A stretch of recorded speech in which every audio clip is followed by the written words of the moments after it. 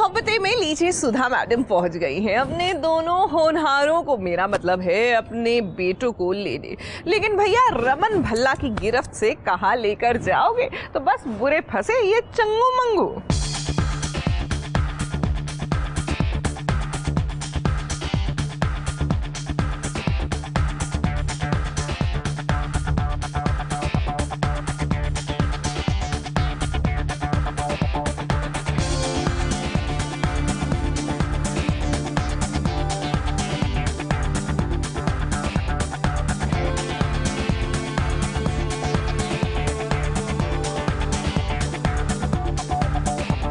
शादी के बाद फंसे हुए अपने दोनों ही बेटों को लेने भल्ला हाउस पहुंच गई है सुधा, जहां उसके ये दोनों ही बेटे चंगू मंगू बनकर नौकरों की तरह रह रहे हैं।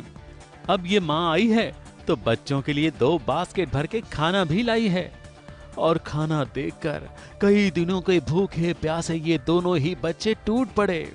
देखकर लगता है जन्मों जन्म के भूखे हैं बेचारे।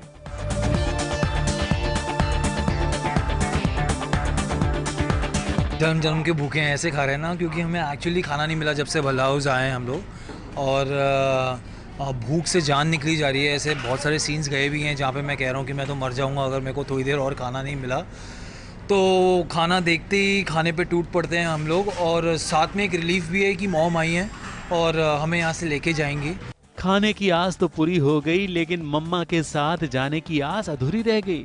दोनों ही चंगू मंगू को उम्मीद थी कि आज उनकी माँ उन्हें यहाँ से लेकर ही जाएगी, मगर रमन अंकल ने उनके जाने पर रोक लगा दी। दोनों मायूस हो गए, माँ से ले जाने की गुजारिश करने लगे। नहीं मॉम, प्लीज मुझे छोड़ के मत जाओ। I can't stay, not for a minute, not for a second, please mom. माँ ने बच्चों को समझाते हुए कह दिया कि बस बेटा, एक रात का ही सवाल है, क्योंकि सुधा ने इस एक रात की रमन भल्ला को भी तो मोहलत दी है। हाँ, वो उनकी आदतें नहीं मानते हैं, बट अंदर से सबकी हवा टाइट है अभी, बिकॉज मॉम ने इस तरीके से फंसाया है रमन को कि मुझे लगता है कि ही हैज़ टू गिव इन।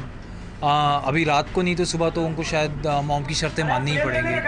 तो आई एम श्योर कि कल सुबह तक हम लोग यहाँ से निकल जाएंगे, इस कैद से निकल जाएंगे। प्लॉटिंग जो है वो हमारी मॉम कर रही हैं, और उन्होंने ऑलरेडी एक लड़की है उनके थ्रू एक प्लॉट तैयार किया है जहाँ पे रमन फंस गया है, और अगर वो नहीं मानेगा उनकी शर्त तो उसको अगले दिन सुबह जेल में जाना पड़ेगा।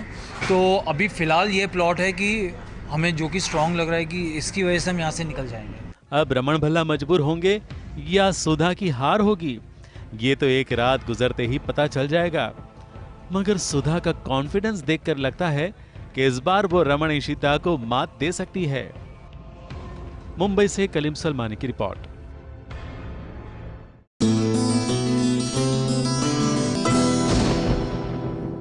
ये है एबीपी न्यूज, आपको रखे आगे।